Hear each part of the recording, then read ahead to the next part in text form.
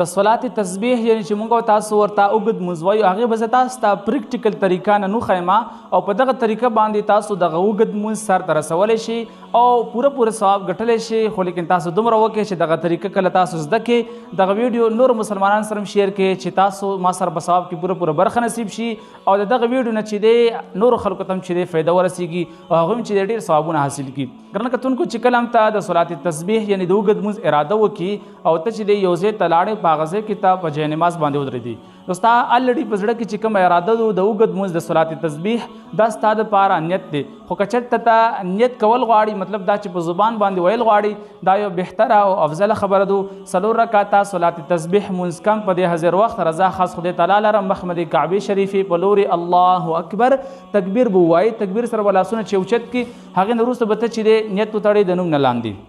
او ته به چې سبحانک اللهم دغه ثنا تر اخره پورې ورسوي ولا اله غیرک. هغې نه وروسته به ته چې دی 15 ځلې دغه کلمه تمجید وایي سبحان الله والحمد لله ولا اله الا الله والله اکبر. دغه ځای پورې ویل چې په دغه صلات تسبیح کې دي چې کله دغه کلمه دی چې دی 15 ځلې برابر کړه هغې نه وروسته به ته وایي اعوذ بالله من الشیطان الرجیم بسم الله الرحمن الرحیم الحمد لله رب العالمین تر هغه اخره پورې ولا الضالین پورې چې کله دی ورسول آمین ځان سره چې په خفیه طریقه باندې وایا. هغې نه وروسته چې کوم صورت ته آسان وي کوم صورت ته درځي هغه صورت وایا. صورت پسې وروسته به ته چې دی همدغه کلمه 10 ځلې وایي یعنی سبحان الله والحمد لله ولا اله الا الله والله اکبر. دغه کلمه چې کله ته مکمل 10 ځلې برابر کړي هغې نه وروسته به ته تکبیر وایي چې الله اکبر سبحان ربي العظیم سبحان ربي العظیم سبحان ربي العظیم. او دغه کلمه به چې دی سبحان الله والحمد لله ولا اله الا الله والله اکبر دا به چې دی 10 ځلې مکمل کړي هغې نه وروسته به تکبیر وایي چې الله اکبر. نو ته چې کله دلته قومي ته راشي دغه ودرېږي نو په دغه صورت کې به ته چې دی سمع الله لمن حمده ربنا ولك الحمد سبحان الله والحمد لله ولا اله الا الله والله اکبر سبحان الله والحمد لله ولا اله الا الله والله اکبر. دا به چې دی ته 10 ځلې مکمل کړي نو دا به ټوټل 15 ځلې شي او ته بیا چې د هغې پسې وروسته تکبیر وایي چې الله اکبر سجدې ته راغلی سبحان ربي الاعلى سبحان ربي الاعلى سبحان ربي الاعلى. بیا به چې دغه کلمات چې دی ته 10 ځلې وایي سبحان الله والحمد لله ولا اله الا الله والله اکبر. دا به چې مکمل 10 ځلې برابر کړي هغې نه وروسته به تکبیر وایي چې الله اکبر. دلته چې ته جلسې ته راغلی په جلسه کې به ته چې دی دغه تسبیحات چې دی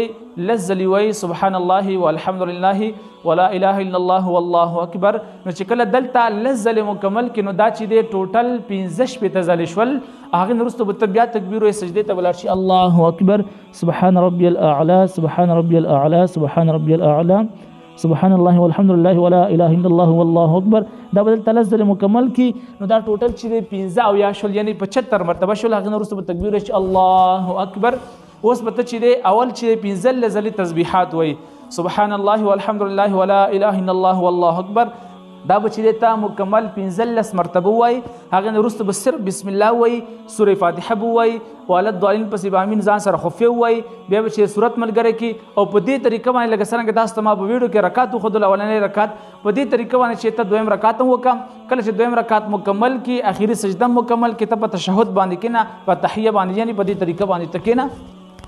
التحیات لله والصلوات والطیبات تر هغه اخره پورې عبده ورسوله پورې ورسوه. هغې نه وروسته ته چې تکبیر وایه دریم رکعت ته ودرېږه او بیا چې د اول 15 مرتبه سبحان الله والحمد لله ولا اله الا الله والله اکبر دا ووایه هغې پسې وروسته بسم الله سورې فاتحه ورسره چې صورت ملګری که او بیا چې په هغه طریقه باندې دغه تسبیحات وایي لکه څرنګه تاسو ته ما په اول رکعت کې ښودل او کله چې د دریم رکعت اخري سجدې وکړي مطلب دا چې دواړه سجدې وکړي بیا تکبیر وایي مکمل ودرېږه ته به چې یقیني نه ځکه چې دا څلورم رکعت ته ودرېږي او بیا چې دی